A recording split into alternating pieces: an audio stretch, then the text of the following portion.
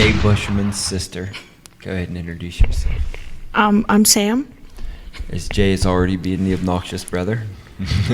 She was tortured quite a bit, I would say, as a child. Sammy, what do you do for a profession? And that's the voice of Mrs. Bushman. Here I am. I'm a teacher, an English teacher, high school, and I coach golf. Do you think kids should get whippings at school? Absolutely. Absolutely. Bring it back. Yeah. They used to make them in shop class. I got paddled in middle school by 4 different teachers. What'd they do? Make you make your own paddle to get whipped with? No, they had all these teachers had their own special paddles that they had been using for years, and I had old teachers that they had used on my. This same paddle cracked my dad and uncle for sure. Yeah, I don't know if I could teach kids. That would be very difficult. It takes a lot. It takes a lot out of you. We have a hard time with one apprentice. Oh, yeah, I imagine. Well, teaching, it's every day you question your career, but every once in a while something happens that you realize, wow, I'm actually doing something good. So I had a student my first year teaching, which was COVID year. It was 2019, 2020. So going into the 2019 school year, I had a kid, a freshman, who was rough and tough. Never got along with him. I was fighting with him every day to just sit down and do something, and he wanted to fight with me.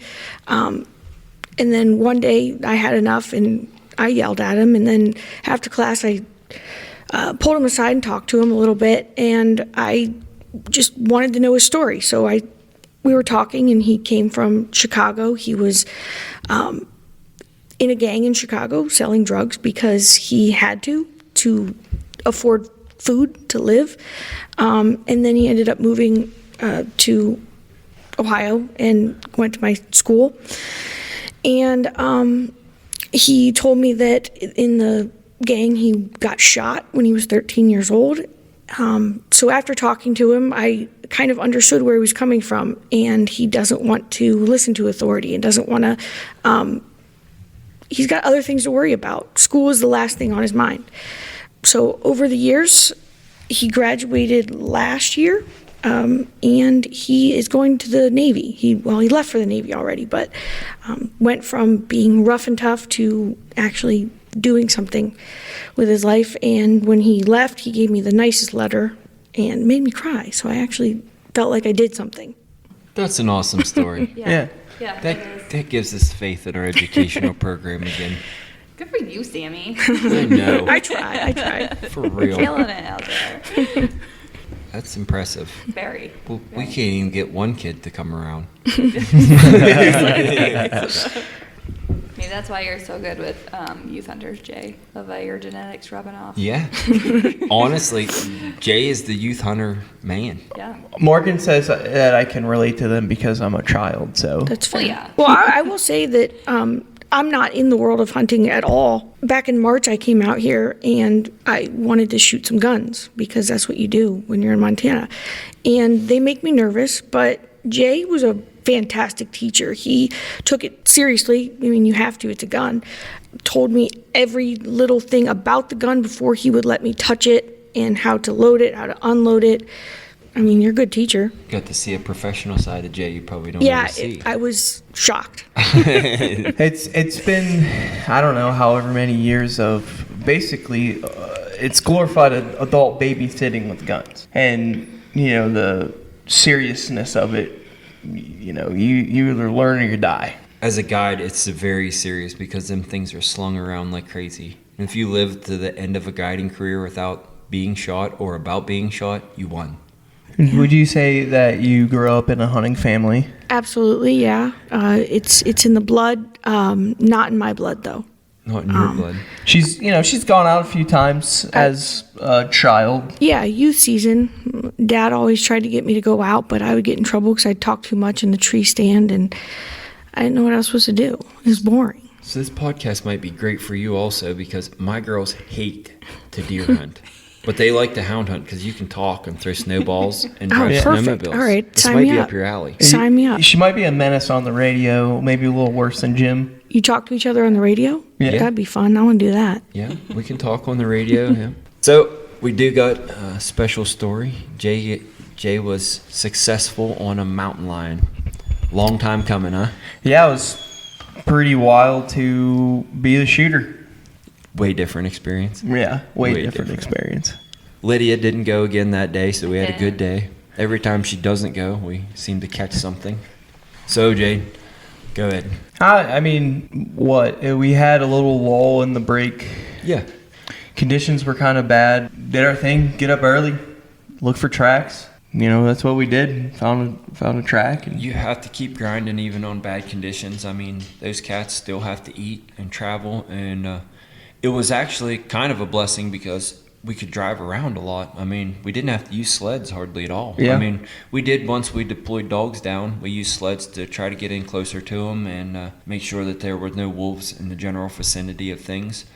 We keep hunting for tracks, and we find a female track that did all kinds of stuff on the road. You and my father found that track, right? yeah, she's all over the place, up, down. We kind of rallied the troops, and everybody spread out, and we were. Oh, we gotta rewind. By like the aligning of the stars, I come out of the one road, and who do I see? Old Goodwin's coming at me in the Toyota. He was just out looking for tracks. Wasn't planning on hunting that day. Yeah, didn't have any dogs. We chewed the fat for like an hour and a half, delaying on when we were going to go up there. And finally, we all rallied and went up on top of the mountain, and we started working up these lion tracks. Yep. We found a fresh set of tracks that cut them all off. It didn't make sense mentally what was going on, but it did after we turned loose with one dog, and the dog peeled right out on it, so we knew that if it didn't come out back down on one of the tracks at the road, that we were on the right end of the track. Yeah. And we all kind of made a judgment of what we were going to do before we turned loose, and Goodwin's like, for sure, that's the track we need to turn loose on, and then, by golly, it was right. It was right. Well, how long of a run was that? It wasn't terribly. It probably was a couple hours. Yeah, a couple hours. They moved the track very fast because the lion was already up on its feet. It just kind of steadily gained momentum. It wasn't like a cold trail to the dogs hitting a hot, fresh lion that's running away from them. This cat was already on his feet traveling, and the track just kept building speed, and finally they dumped into this big canyon, and really no way to get into them without footwork, which was even more fitting. I mean, you can't have one easy. No. When we were pretty confident they had her treed, we barreled down in there. It was fun as can be. You could travel at it was all guides. Yeah, so we were just cruising. Yeah, cranking down through there. And they're locked on tree, and we can't see anything in the tree. And I know there was a lot of negativity going through our minds when we closed that last 100 yards to the tree. Well, last time I was shooter. Oh yeah. Last year, I mean, it never seems to work out for me. You know, the one day or whatever, 1 hour I get to actually shoot or something random. We get some time. We could not find the cat. So speaking of last year, the dogs raced off the mountain and treed, but we got in there and no one could find the cat in the tree. You couldn't see the tree into the tree very well. Yeah, and it was super, super thick. Blowdowns everywhere. We couldn't find a track going out. We don't really know what the heck happened. Do you think the cat could have run up that tree and they were working off that scent? I truly believe that the lion was treed in that tree and we just couldn't see it. Gotcha. That in there's a lot of trees that are 12 feet tall, so they obstruct your vision that you can't really change elevation to get a good look into it neither. Yeah, it's steep and nasty blowdown. I mean, I ended up donating a M7 jacket and some Kuyu puffies to that whole process. Yeah, that was the first go around at trying to kill, and then this one we're walking in, so you have that negativity in your brain. Yeah. You pop around the tree a little bit, there it is, sitting in a tree, thumbs up. Good to go. Then the pressure's on. You said it was a way different feeling. And yeah, it's a totally different feeling when you're the shooter, that's for sure. The dogs roaring, I mean, it does. It builds on you big time. Definitely, there's a lot of pressure you feel. You know, you want to make a good shot, for everybody and the dogs. They did a great job, and they deserve it. Sometimes killing these lions, the perfect scenarios are for young dogs. And when there's young dogs there, dogs do a really good job. They want to chew on it. Yeah. I mean, honestly, they want you to get it out of the tree for them. Steadied in, you hammered it. It was just like it's supposed to be. Harvested the cat, flopped out. Perfect. Yeah, done. No special gun. Jay used an old 243. Yep. Do you regret that? No, man. The last thing that thing killed was an alligator, and that still resonates with me. It was just the best thing hiking in on that cat. I'm like, thinking about that, it was just really funny for some reason. Pardon me, can we go back to an alligator? Yeah. Josh's mother had shot an alligator with that, and About 2 years ago, Yeah. and that gun's been hauled around, beat around. some guns are just meant to kill, and Yes. they just have that special juice in them. That gun did a lot of killing. Yeah. We went into the woods with a hope, and it worked out. It wouldn't have worked out if we would have showed up prepared. No, never. I was like, I thought in my brain, I was like, oh, it's all guides. I was like, they'll have stuff. I don't need to take any. Evidently, everybody thought that. Yeah, everyone else thought the same thing. I don't think anybody had anything other than a pocket knife, did they? Yeah, no, that was another thing. Like, we were gonna cape it out and quarter it and throw it in the pack like you should, but we just had a gun with us. Yeah, one backpack maybe. Yeah. So we're like, well, pack it out whole, and I mean it just sucks. It's terrible. How did you have it in your bag? I just kind of drape it over the meat load and let her Yeah. buck. Yep. It's like carrying a couple gallons of water way out to your left and right. If you see a picture on social media of someone packing a cat out, unless they have it slung over their shoulders like Daniel Boone, they always have it in a backpack like we're talking about, because it's a pretty cool picture, but that's all it's good for. Yeah, it sucks. It's terrible. Stupid. Ben doesn't even suggest that we put the lion in this way that he explained it, or he showed us on a picture. He's like, oh yeah, we figured that out last year. Thanks, Benjamin. Yeah, Shout thanks. outs to you, Thanks, buddy. Peckerwood. It was a sweet hunt. That was perfect. Like, good time. So Jay's big time trapper. He's Peter. instantly. Jay, can we tell the story? Of me catching myself. Yes. I finally have had a little bit of time to kind of get out and do some beaver trapping. So I'm gonna I kind of always start at the bottom there with some water trapping and get some bait, and then work my way up into some other things. And the other day I happened to not follow the cardinal rule of setting your trap before you wire it to a tree, and I got my hand stuck in a 330 conibear with the safety actually in my pocket that I could have put on top of the trap to prevent it. No, you didn't just get your hand stuck in Yeah, it. hands. Hands. Hands. Plural. Yeah, I got both my hands stuck in it, and I mean the one's still kind of messed up. I don't have any feeling on the top of it. There's a nice green bruise. Yeah, Lovely. but that's not going to stop me. I'm going to keep trapping. Death before honor, Yep. even in trapping. Yep. Let's let your sister tell, because I've heard you've been trapping for a long time. That's like what your family. Samuel, let's hear some. Yeah, I mean, we would get up in elementary school. We'd get up at like 4 in the morning, and our dad would take us out to go check traps. I don't even know where. Weren't we on a golf course a couple times? Were we allowed to be there? Yes, we were allowed to be. So there. that's why We had- you're we into had the golfing. key. Yeah.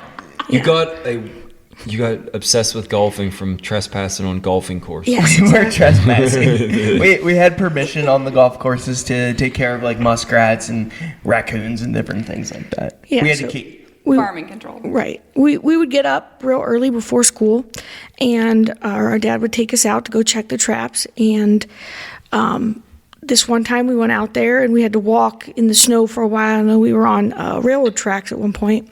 But we go to check a trap. There's a raccoon in it. And I really wasn't explained the process. I didn't really know what happened after there was an animal in the trap. So next thing I know, my dad pulls out my souvenir baseball bat that I got at a Cleveland Indians game and just proceeds to beat the snot out of it. I don't know if you can put that in. No, this is good. I mean- this is good. No, I mean, I told my therapist about this. I can definitely tell you two are related. Keep going. This is gold. But that was just one of the many moments of my life that I've had trauma from. See, like the thing about our father, is he's cheap, you know what I mean, and for better or for worse or whatever. Back in the day when you could get a full 5-gallon bucket of 22 shells for $40, he still wouldn't want to waste ammo, and we would use a baseball bat to dispatch animals. Yeah. Yeah, I'll remember that forever. Still remember. I never got that bat back. It's I think probably he's still in use. He's still got it in his trapping bag, in his basket. I guarantee it. I'm not into trapping neither. I trapped the coon one time with my kid because I didn't get into trapping with my dad. And I set all these traps out, and we caught this coon.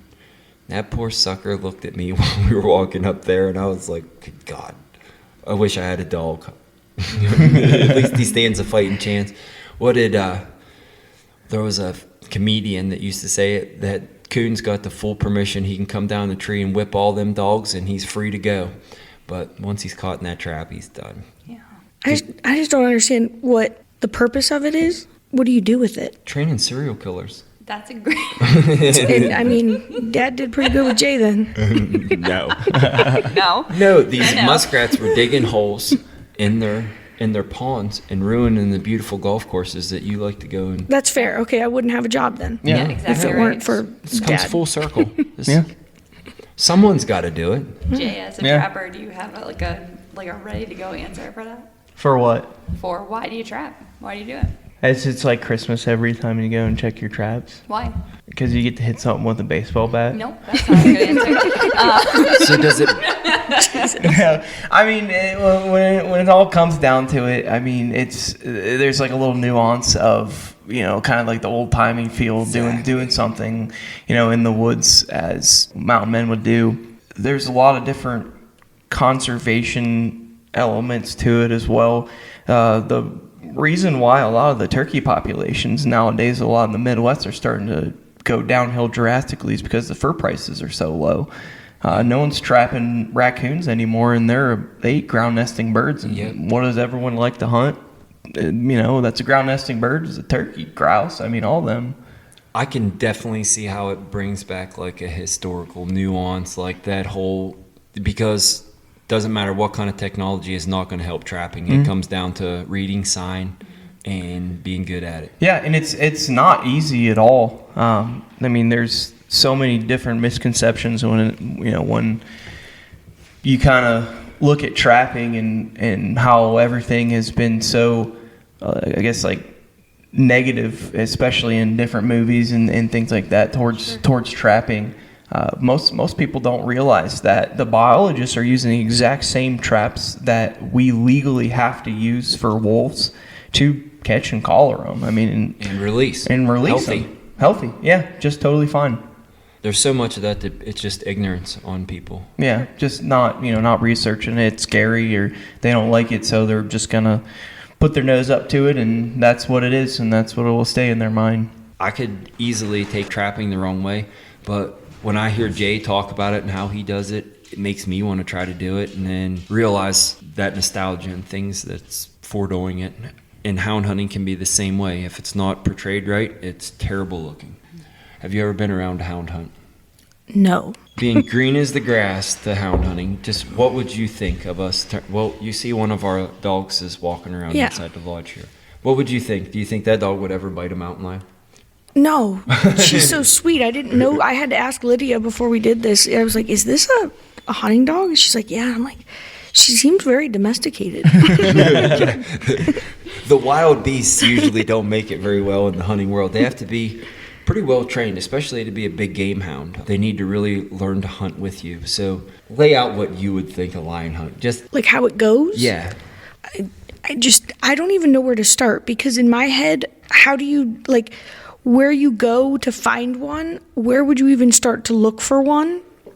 A. And then B, as soon as I saw one, I would start crying probably. I'm scared of that. But So it would freak you out even more if you knew how little of a distance you would have to go to find a lion track from where we are sitting right now. oh, thanks for telling me that. There was a couple kills that we found right here behind the lodge. They killed a couple whitetails. The lion killed a couple whitetails? Is that Yes. okay. Yep. Even better. Do they you just wait for the hounds to catch a scent? Is that kind of have them run around a little bit? I don't know how it works. So that would be very difficult because they don't have a lot of scent. We're following tracks on the ground. Usually the lion has sometimes been there 2 days. So the lion has no idea that he's even being pursued by us. Team of dudes and a pack of hounds. He has no idea what's coming. It's just being a lion. And we follow those tracks until we jump the lion. Now the dogs do most of the cold trailing. When we say cold trailing, it would be like they're following that lion as he's going about his daily business. And then at what point, whenever you get sight of one, do you have them go and chase it into a tree? Is that the ideal situation? So the dogs are out basically freshening the track up. They're getting closer and closer to the cat as they follow it. Eventually, they either get to the point where the cat knows he's being chased, or they come up right on him and we jump him. It would be like you giving your house dog a treat. When they get all wound up and running around, these dogs get one little whiff of scent and they're going to go into a different mode. And those dogs will follow that track. And a lot of times on an old track, you have to get right in the woods with them. As soon as the dogs are deployed, a couple of dogs are put down. And you usually put a dog down that's doesn't run elk, deer, that can stay right on that mountain lion track. And they are moving it through the country way faster than you can ever traverse.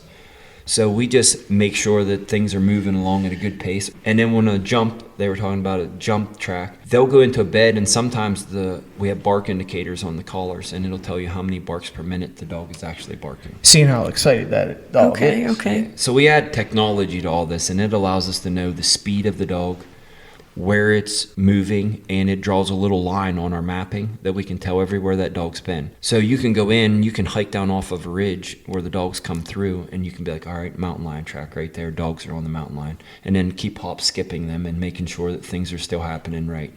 So then when the dogs have one, how far away are you? Like to make it up there to then get it? If the dogs start moving very fast, there's no way humanly possible that you can keep up with them in this country. Okay. We had them running almost 7 miles an hour in some nasty country. Yeah. And that's motoring. And especially when you're going through at 2 miles an hour, they're leaving you behind. Once they catch the mountain lion and they put it into a tree, sometimes they have to stay treed for hours. Yeah. Oh, wow. So like the perfect scenario is you're in an area that has quite a few different road systems where you can possibly use a snowmobile or drive around, and the dogs cold trail for a while, they get it jumped and then get it treed, and maybe the dogs have went like 9-10 miles, but if you're able to get around and get above them and drop down on them, you might only have 500 yards to a couple miles sometimes, rather than having to go the whole thing. All right. That video that you sent me of your lion coming out of the tree, I showed that to everybody. I showed it to all my students. They thought it was the craziest thing ever. It was kind of cool.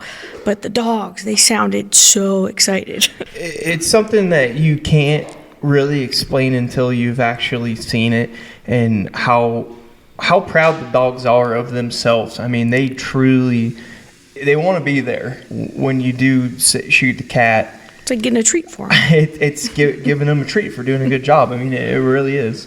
Some dogs learn to absolutely hate their quarry. That's how I feel about elk. Yeah. I hate them so much, I just want to shoot them. They have a drive to pursue, that animal so much that you can't explain unless you actually witness it. They know it's their job. Yeah, and they want to get it done. They want to do it so bad. It's impressive when a dog will run until it can't physically run no more and lay down. To have that big a heart to do that day in and day out, they love what they do. You can't make them run the lion. I mean, they have to want to do that. Yeah. Just like trapping, it has been done for hundreds of years in this country. You listen to old stories about houndsmen in like the early 1900s and that, and it's in people's blood to like to do that certain thing, and just like trapping. And it is almost a lost art. It's hard to get into it's because it's grueling. It sucks. Yeah, it's grueling. It's time consuming. It's expensive. There's work. A ton of work that goes into it, and if you don't have anywhere to really start, it's not likely that you're gonna start doing it. Well, first thing you could do is go to a baseball game and get a souvenir bat. Step one. Step one. We don't have to use a baseball bat, so you might really like hound hunting because we don't have to kill it. I also heard snowmobile. I want to ride that. Oh yeah. One very cool thing about hound hunting is you do not have to kill the animal to have a successful hunt. It's in a tree.